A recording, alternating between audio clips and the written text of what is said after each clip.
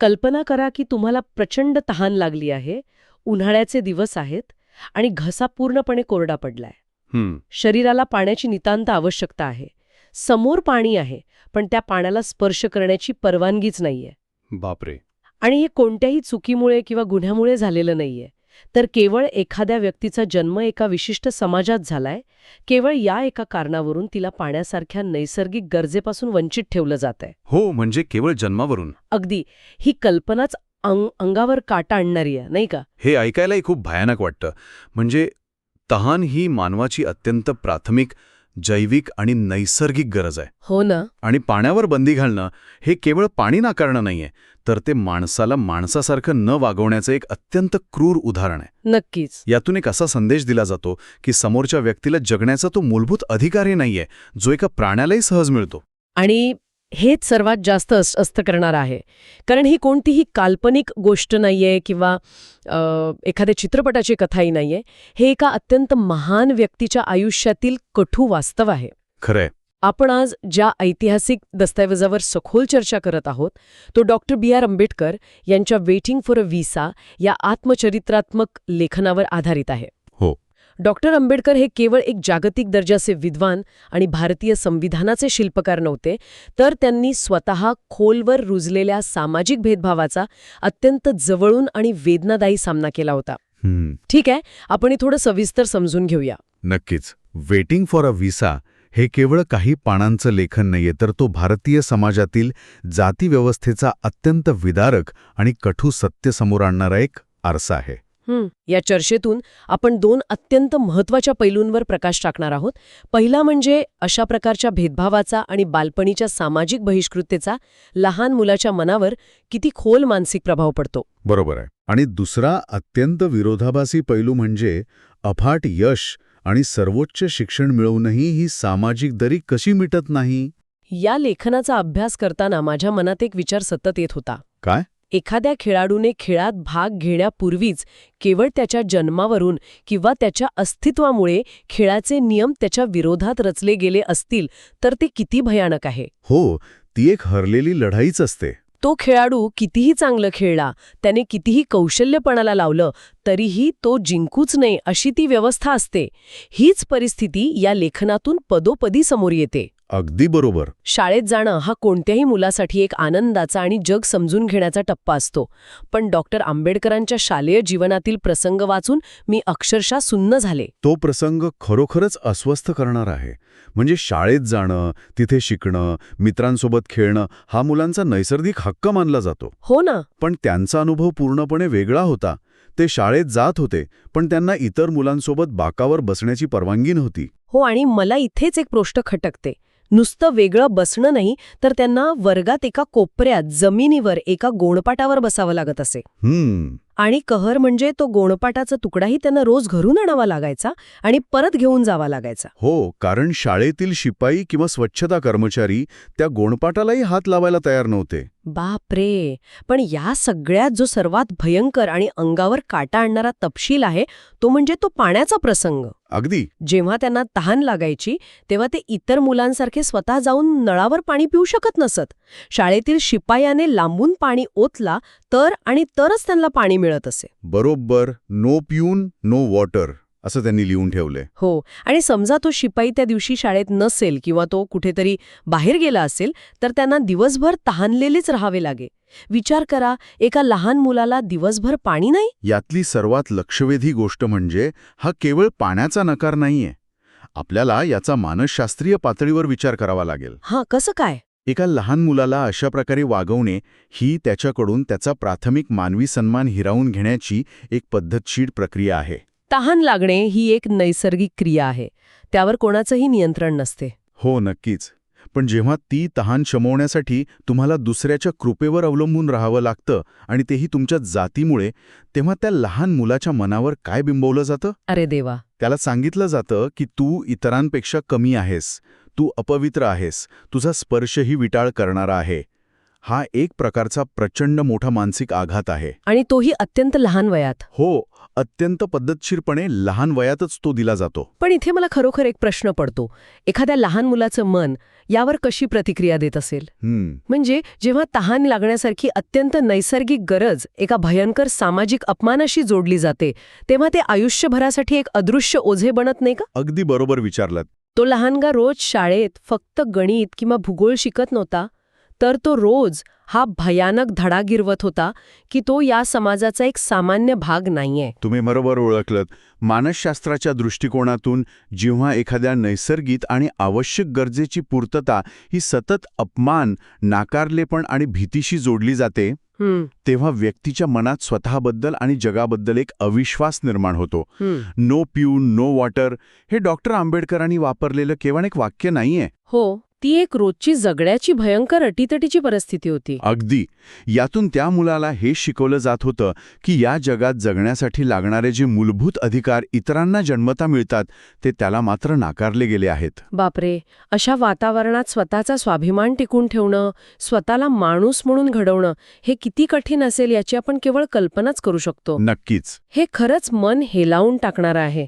पण शाळेतल्या त्या पाण्याने बालमनावर जो आघात केला तो फक्त त्या शाळेच्या 4 भिंतींपुरता मर्यादित राहिला नाही. नाही, अजिबात नाही. सहसा आपल्याला वाटतं की चला शाळेत असा अनुभव आला, पण घराबाहेर पडल्यावर एखाद्या अनोळखी प्रवासात जिथे तुम्हाला कोणी ओळखत नाही तिथे तरी हा भेदभाव संपत असेल असा आपला गैरसमज असतो. हो ना.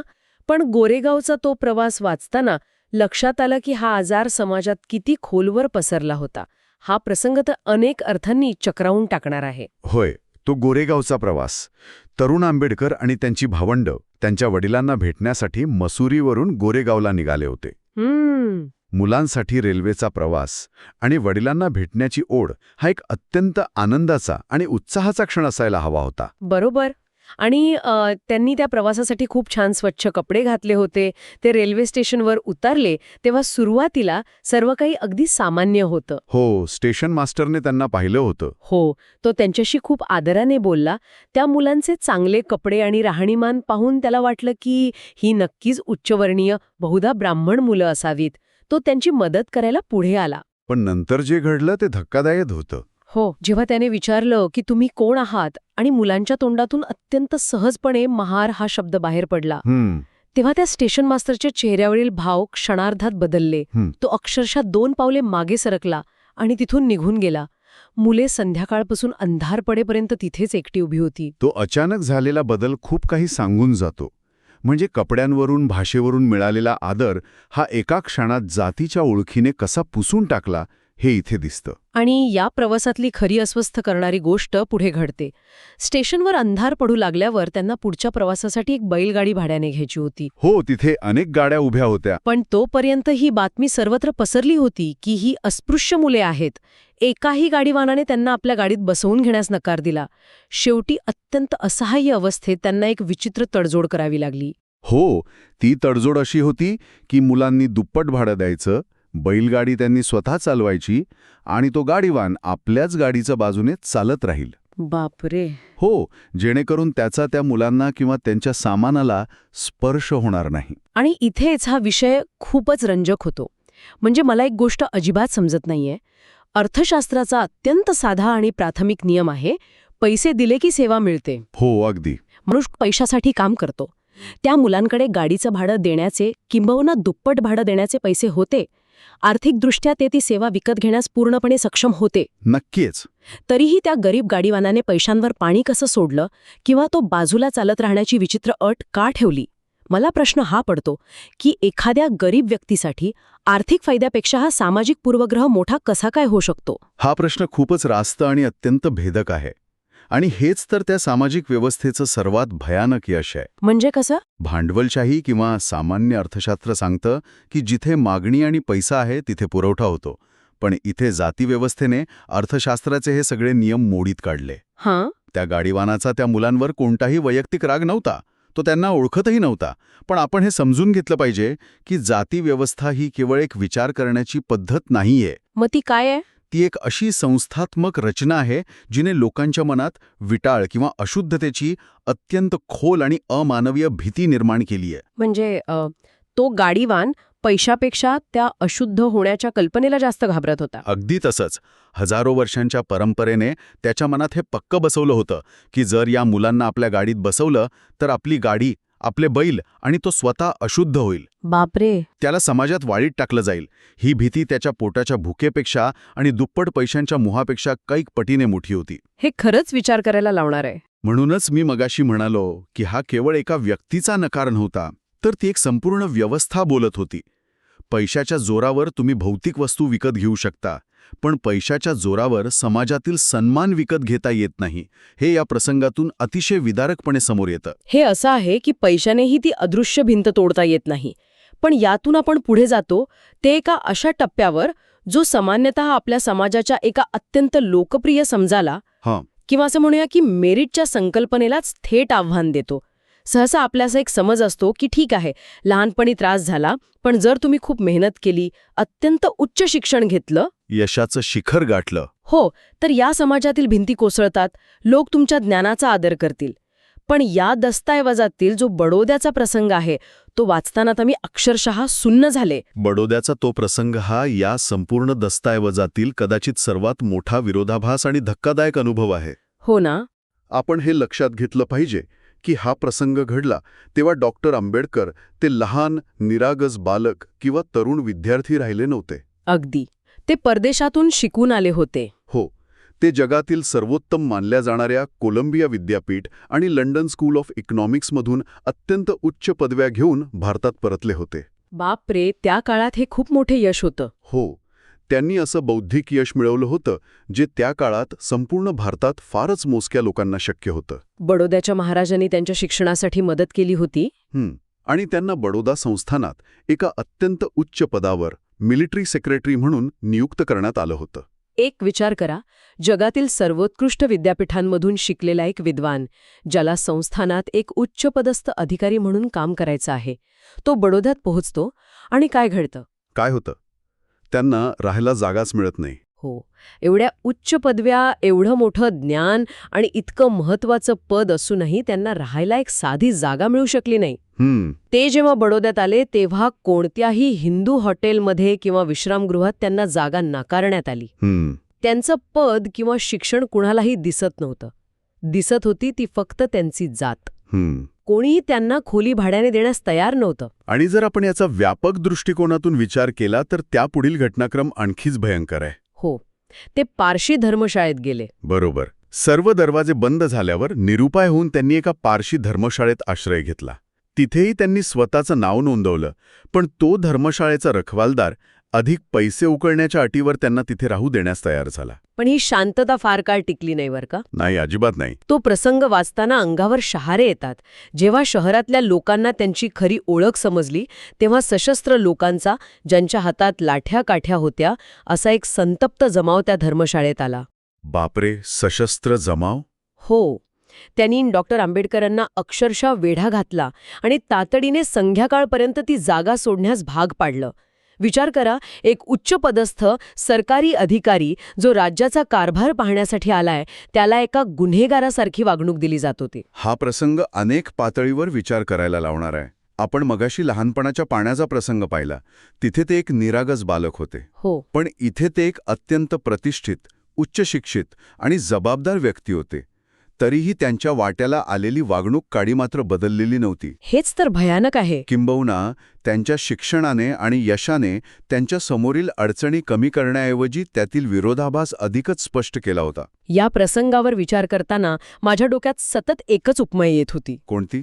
हे एखाद्या अत्यंत उंच आणि अवघड पर्वतावर चढण्यासारख्या. तुम्ही खूप कष्ट करून, पायाला फोड आणून, श्वास रोखून, अनेक संकटांचा सामना करून शिखरावर पोहोचता. तुम्हाला वाटत असतं की चला आता शिखरावर पोचलोय, इथे स्वच्छ मोकळी हवा मिळेल, जिथे तुम्हाला सन्मानाने मोकळा श्वास घेता येईल. हो, अशी अपेक्षा असते. पण तिथे पोचल्यावरही तुम्हाला अचानक जाणवतं की तोच खालचा विषारी आणि कोंडलेला धूर तिथेही पोचला आहे आणि तुमचा श्वास तिथेही कोंडत आहे. अरे देवा. त्यांचं अफाट शिक्षण, त्यांचं सर्वोच्च यश त्यांना वाचवू शकलं नाही, कारण जात त्यांच्या पाठीशी सावलीसारखी किंबहुना एका अभेद्य भिंतीसारखी सतत उभी होती. किती अचूक आणि मर्मभेदी उपमा दिलीत तुम्ही. तो विषारी धूर म्हणजे काय? तर तो समाजाचा दृष्टिकोन आहे. नक्कीच. जर आपण याचा विचार केला ना, तर यातून एक अत्यंत भयानक सत्य समोर येतं. कोणत्याही समाजाच्या रचनेत जेव्हा भेदभाव हा संस्थात्मक पातळीवर रुजलेला असतो, तेव्हा व्यक्तिगत बुद्धिमत्ता आणि मेरिट हे एका व्यक्तीची सामाजिक ओळख पुसून टाकण्यासाठी पूर्णपणे अपुरे पडतात. अगदी बरोबर. आपल्याकडे अनेकदा गुणवत्ता किंवा मेरिटची खूप चर्चा होते. तुमच्यात गुणवत्ता असेल तर समाज नक्की आदर करेल असा दावा केला जातो. हो, आपण हे नेहमी ऐकतो. पण बरोड्याच्या या प्रसंगात डॉक्टर आंबेडकरांच्या त्या जागतिक स्तरावरील गुणवत्तेला इथल्या व्यवस्थेत काहीही किंमत उरली नव्हती. म्हणजे समाजासाठी त्यांची ओळख त्यांच्या विद्वत्तेवर किंवा त्यांनी मिळवलेल्या यशावर आधारित नव्हतीच. अजिबात नाही.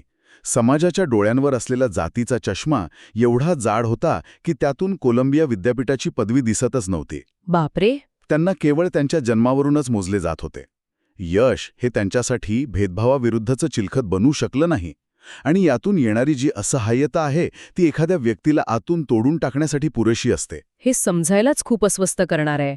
एका बाजूला संपूर्ण जगाने त्यांच्या बुद्धिमत्तेचा गौरव केला, ते परदेशात सन्मानाने राहिले, पण स्वतःच्याच देशात ज्या लोकांसाठी ते काम करायला आले होते त्याच समाजात त्यांना एक साधी राहण्याची जागा मिळू नये, आणि तेही केवळ एका अशा कारणामुळे ज्यावर त्यांचं कोणतंही नियंत्रण नव्हतं. या सगळ्या प्रवासात त्यांनी जो भयंकर एकाकीपणा सहन केला असेल त्याची आपण फक्त कल्पना करू शकतो. तो एकाकीपणा शब्दांच्या पलीकडचा होता. जेव्हा त्यांना ती पारशी धर्मशाळा सोडावी लागली आणि त्यांच्या लक्षात आलं की संपूर्ण शहरात, अगदी महाराजांच्या दरबारातील अधिकाऱ्यांमध्येही त्यांना आसरा देणारा एकही माणूस नाहीये, तेव्हा ते बडोद्यातील कामाठी बागेत जाऊन एका झाडाखाली बसले आणि तिथे बसून ते ढसाढसा रडले, असं त्यांनी स्वतः अत्यंत वेदनेने लिहून ठेवलं आहे. अरे देवा, हे ऐकूनच खूप वाईट वाटतं. विचार करा, तो एक अत्यंत प्रतिभावान खंबीर माणसाचा समाजाच्या क्रूरतेपुरे झालेला भावनिक स्फोट होता. तो रडणारा माणूस केवळ एक व्यक्ती नव्हता. मग ते काय होतं? ती एक अशी जाणीव होती की इथला समाज एका माणसाला केवळ माणूस म्हणून जगू देण्यास तयार नाही. तो एका महान बुद्धिमत्तेचा समाजापुढचा एकाकी आक्रोश होता. वेटिंग फॉर अ व्हिसामधील हे तिन्ही प्रसंग, शाळेत पाण्यासाठी लागलेली तहान आणि हिरावून घेतलेला बालपणीचा सन्मान, गोरेगावच्या रस्त्यावर पैशांपेक्षा वरचढ ठरलेला दुराग्रह आणि नाकारलेला प्रवास, बरोबर, आणि परदेशातून उच्च शिक्षण घेतल्यानंतरही बडोद्यात नाकारलेला आसरा, हे केवळ एका व्यक्तीच्या आयुष्यातील प्रसंग नाहीत. नाही. आपण जर या सगळ्या विचारांची सांगड घातली तर हे स्पष्ट होतं की हे केवळ एक वैयक्तिक लेखन नाही, तो या समाजाला दाखवलेला एक स्वच्छ, पारदर्शक पण तितकाच भयानक आरसा आहे. अगदी बरोबर. आणि हा आरसा आपल्याला एक गोष्ट अगदी स्पष्टपणे दाखवतो की मानवी सन्मान केवळ चुकून, अनावधानाने किंवा कोणाच्या तरी वैयक्तिक रागामुळे नाकारला गेला नव्हता. तो अत्यंत पद्धतशीरपणे, जाणीवपूर्वक आणि एका व्यवस्थेचा भाग म्हणून नाकारला गेला होता. डॉक्टर आंबेडकरांनी हे लेखन केवळ आपलं दुःख किंवा वेदना सांगून कोणाची सहानुभूती मिळवण्यासाठी केलेलं नाही. त्यांची दृष्टी त्याहून खूप व्यापक होती. हो, त्यांना जगाला आणि विशेषतः या समाजाला या वास्तवाची जाणीव करून द्यायची होती. त्यांना हे दाखवून द्यायचं होतं की तुम्ही ज्या प्राचीन सामाजिक व्यवस्थेचा आणि संस्कृतीचा मोठा अभिमान बाळगता, ती व्यवस्था आतून किती किडलेली आणि अमानवीय आहे. तर या सगळ्याचा नेमका अर्थ काय? आजच्या संदर्भात आपण याकडे कसं पाहायला हवं? कारण अनेकदा आपल्या आजूबाजूला असं म्हटलं जातं की आता परिस्थिती बदलली आहे, कायदे आले आहेत, शिक्षण वाढलं आहे. असं म्हटलं जातं खरं. पण तरीही या लेखनाचं आणि यातील अनुभवांचं व्यावहारिक महत्त्व आजच्या काळातही तितकंच जिवंत आहे.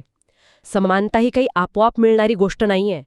ती केवळ संविधानाच्या पुस्तकात लिहून ठेवली किंवा कायदे केले म्हणजे ती प्रत्यक्षात आली असं होत नाही. अगदी. तिचं रोजच्या जीवनात संरक्षण करावं लागतं आणि ती प्रत्येकाच्या आचरणात आणावी लागते. डॉक्टर आंबेडकरांचा लढा हा केवळ नव्या कायद्यांसाठी नव्हता, तर तो माणसाला मिळणाऱ्या सन्मान, आदर आणि माणुसकीसाठी होता.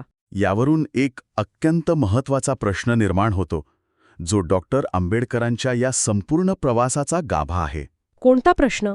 तो प्रश्न असा आहे की जो समाज आपल्याच काही लोकांना माणसापेक्षा कमी लेखतो, त्यांना पायाखालची धूळ मानतो, त्यांच्या सावलीचाही तिरस्कार करतो, तो समाज स्वतःला न्याय्य, प्रगत किंवा सभ्य कसा म्हणू शकतो?